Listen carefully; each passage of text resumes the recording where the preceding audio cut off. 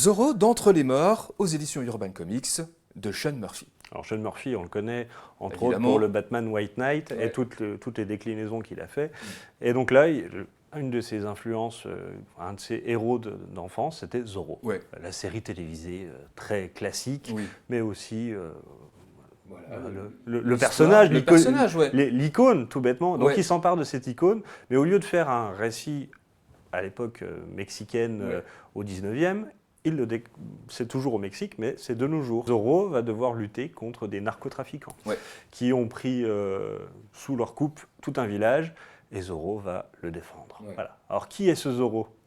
C'est ça. C'est ça la C'est question. ça. Parce que c'est pas un Don Diego de la Vega. Non.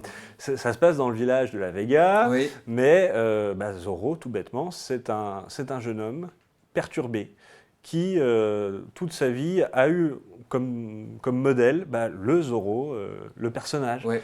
et qui va se comporter comme tel. Donc, est-ce que la fiction infuse la réalité et peut déclencher des vocations? Voilà, ce genre de questionnement. C'est très subtil, encore une fois. Il y a vraiment... Même si c'est une histoire un peu à la Agence pour risque. Hein, Ouais, voilà, ça reste... C'est fun. C'est fun, c'est Ouais. vraiment une aventure. On ne peut pas faire plus aventure que ce récit. Beaucoup de retournements de situation. Évidemment, le dessin de Sean Murphy est fantastique. Oui. C'est superbe. En noir et blanc, c'est dantesque. Ouais. La version couleur est très bien. Ouais. Et surtout, ça a l'avantage d'être une histoire complète en un seul tome. C'est ça. Il n'a pas le temps de s'éparpiller. Ouais. Il va direct à l'essentiel.